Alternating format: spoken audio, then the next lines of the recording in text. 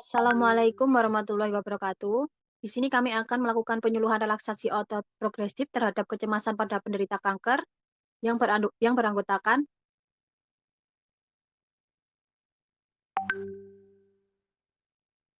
kami dari kelas 5C yang beranggotakan yang pertama yaitu Irisanti Jonitas Berga Akbar dengan NIM 099. Selanjutnya ada Deviana Saputri dengan NIM 0104. Dan selanjutnya ada Dieni Nurul Haq dengan NIM 108. Selanjutnya ada Devita Srihandayani dengan NIM 111. Dan terakhir yaitu ada saya, Raini Yuniarka Kristiani dengan NIM 1115. Next. Definisi dari kanker nasofaring. Kanker nasofaring merupakan sel kanker squamosa non-lymphomatous yang terjadi pada lapisan epitel nasofaring. Metastasis adalah kondisi ketika sel kanker mengalami penyebaran ke jaringan atau organ lain yang dapat menyebabkan morbiditas atau mortalitas kanker. Kanker ini sangat invasif dan sering menyebabkan lebih banyak metastatis daripada kanker kepala dan leher lainnya menurut Permata tahun 2022. Kanker nasofaring juga merupakan penyakit keganasan yang ditandai dengan adanya pertumbuhan sel yang tidak normal yang terjadi pada bagian rongga belakang hidung, kemudian belakang langit-langit rongga mulut, dan letaknya pun kadang tersembunyi dan berhubungan langsung dengan banyak daerah vital. Menurut Erma Galuh tahun 2018.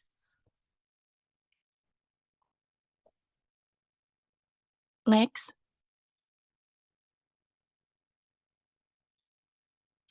Selanjutnya ada etiologi. Beberapa faktor yang dapat meningkatkan resiko terjadinya kanker nasofaring, yakni yang pertama ada genetik, kemudian virus Epstein-Barr, dan lingkungan.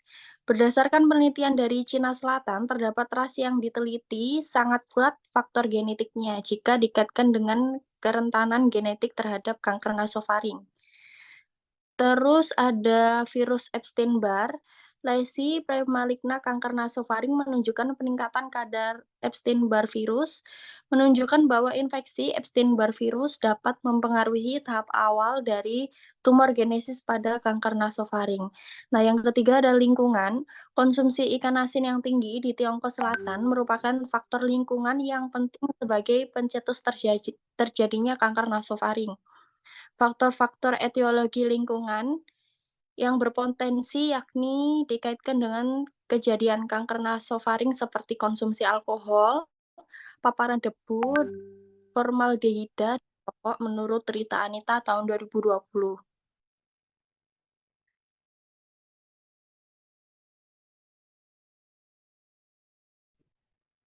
Manifestasi klinis. Manifestasi klinis dari KNF yang paling sering muncul adalah perbesaran limfonodi baik unilateral ataupun bilateral. Nasal kongesti, sekresi darah oleh hidung. Dipolia, tinnitus, gangguan pada telinga, dan Pelgia dengan presentasi manifestasi terbanyak adalah gangguan pada telinga. Gejala-gejala tersebut tidak dirasakan pasien saat stadium awal penyakit. Namun seiring berkembangnya penyakit, gejala tersebut mulai nyata dirasakan pasien karena hal ini lebih dari 40% kasus KNF terdeteksi pada stadium lanjutan.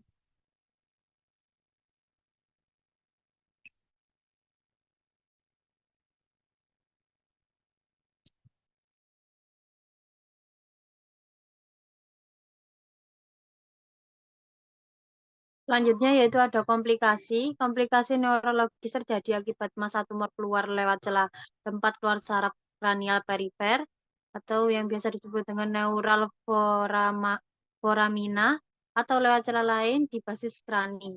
Selain itu, tumor dapat merusak struktur tulang hingga menembus rongga intrakranial atau orbita. Erosi tulang dan neural foramina sering ditemukan pada KNF dari pemeriksaan MRI terjadi 41%, keterlibatan Plifus 38%, keterlibatan os sphenoid, dan 19% keterlibatan os petrosus. Next.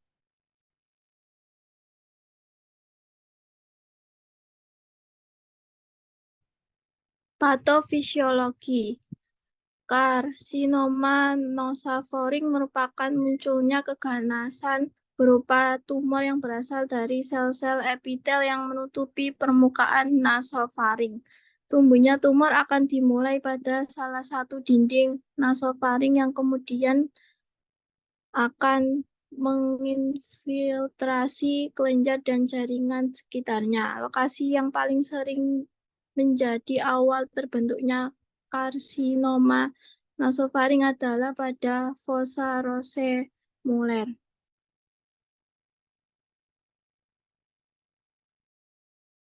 Selanjutnya ada penata laksanaan. Terapi dapat mencakup radiasi, kemoterapi, kombinasi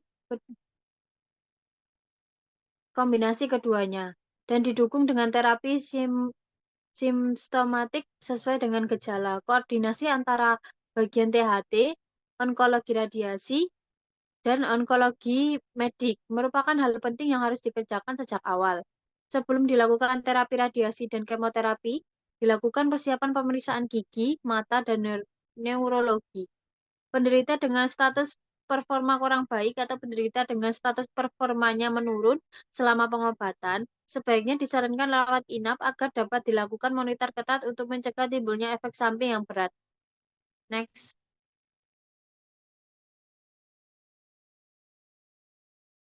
Evidence-based nursing.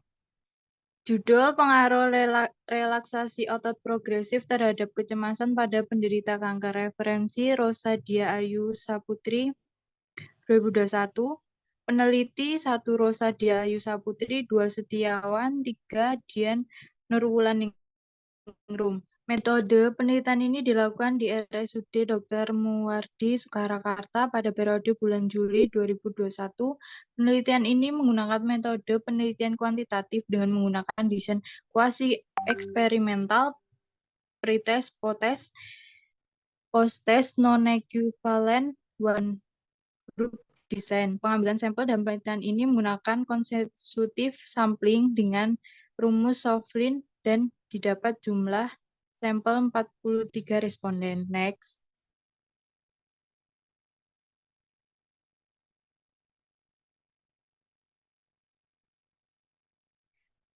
Penelitian.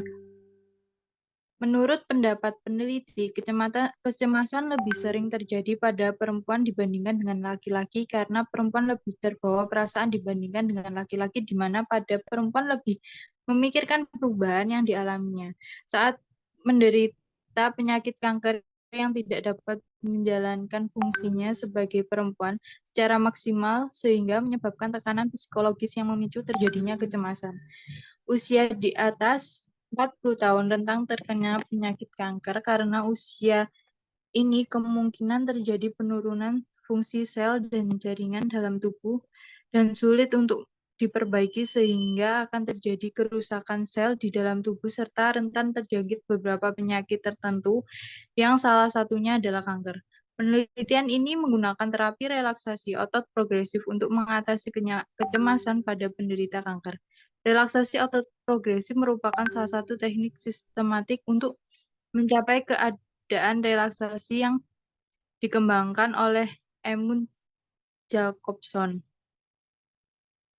Menurut Praptini, DKK, bahwa secara fisiologis latihan relaksasi akan membalikkan efek stres yang melibatkan bagian parasimpatetik dari sistem saraf pusat. Relaksasi akan menghambat peningkatan saraf simpatetik sehingga hormon penyebab disregulasi tubuh dapat dikurangi jumlahnya. Next.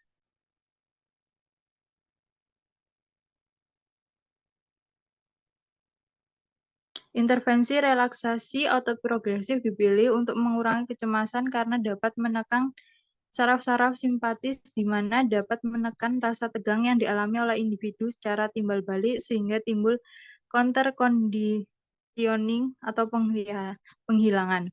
dan bisa membuat rileks dikarenakan relaksasi ini dapat menghambat jalur umpan balik yang dapat mengakibatkan ketegangan otot mengirimkan dari stimulus ke otak dengan cara mengaktifasikan dari sistem saraf parasimpatis dan berkurangnya hipotalamus melalui pemfokusan pada pikiran yang bertujuan untuk mempererat sifat positif terhadap rangsangan stres. Hasil menurut pendapat peneliti adanya pengaruh pemberian intervensi yang diberikan kepada responden yang disebabkan oleh relaksasi otot progresif.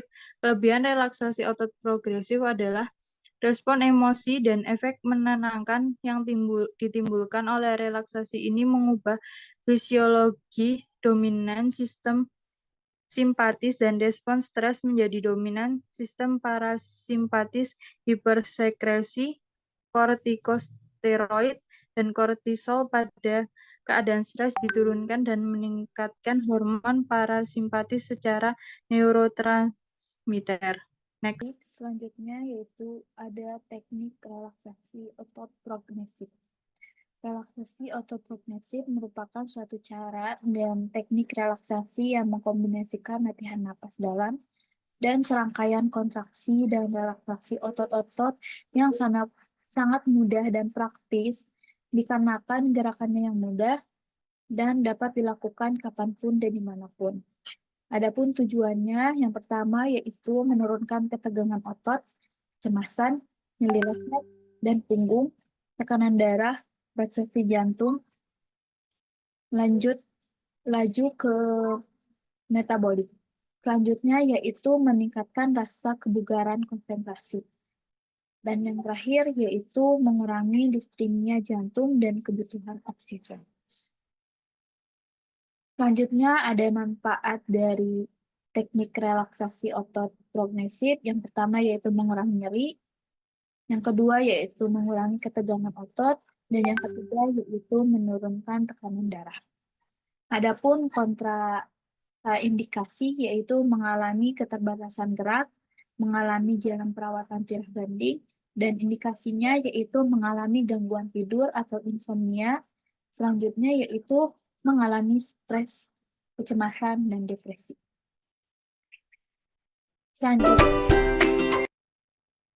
Selanjutnya saya akan memperlihatkan kepada teman-teman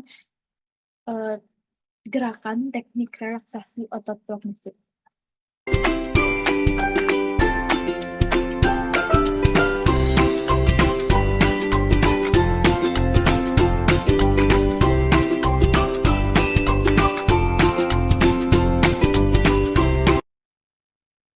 Nah, yang pertama yaitu gerakan pertama yaitu kepalkan tangan, lalu eratkan,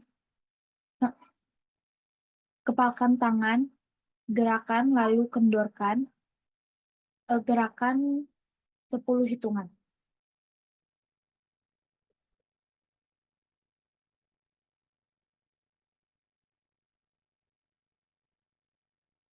Baik, selanjutnya saya akan memperlihatkan gerakan cara teknik relaksasi otot progresif.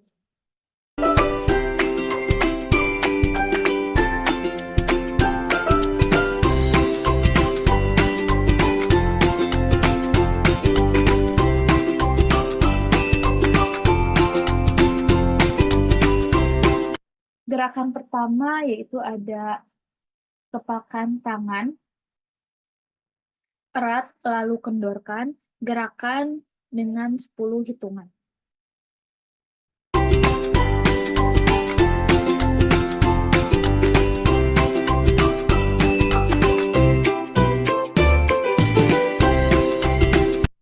Nah, selanjutnya ada gerakan relaksasinya yaitu luruskan lengan dan tarik telapak tangan ke arah kita dengan gerakan 10 hitungan. Bisa dilihat dalam video.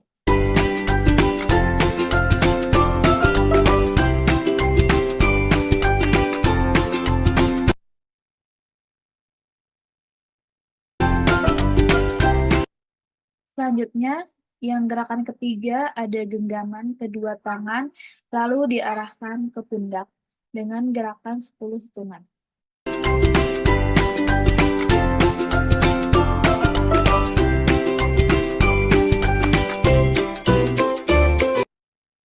Gerakan yang keempat ada kepalkan tangan, kedua tangan, dan lalu angkat kedua bahu. Dengan gerakan 10 hitungan bisa dilihat dalam video.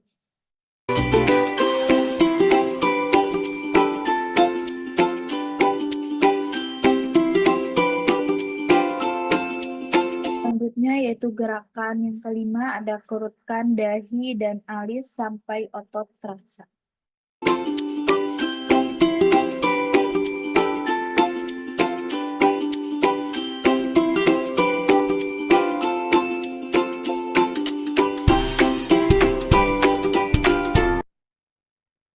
Selanjutnya ada yang gerakan yang keenam yaitu moncongkan bibir sehingga terasa tegang di mulut.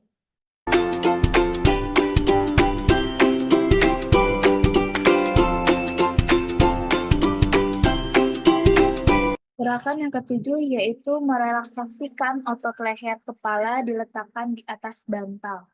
Bisa dilihat dalam video.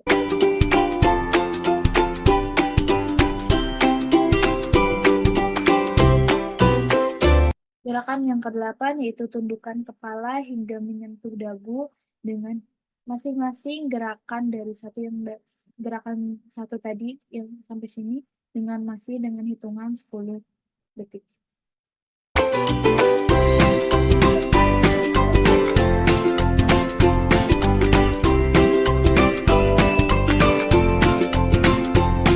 Selanjutnya yaitu gerakan yang ke-8, busungkan dada dan kencangkan perut. Bisa dilihat dalam video.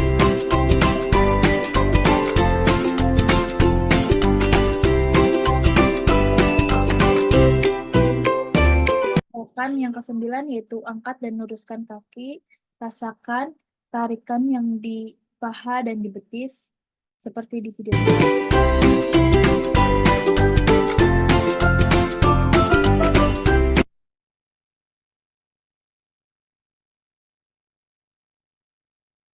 Nah, mungkin itu saja yang bisa kelompok kami sampaikan. Mohon maaf bila ada kata yang salah. Wassalamualaikum warahmatullahi wabarakatuh.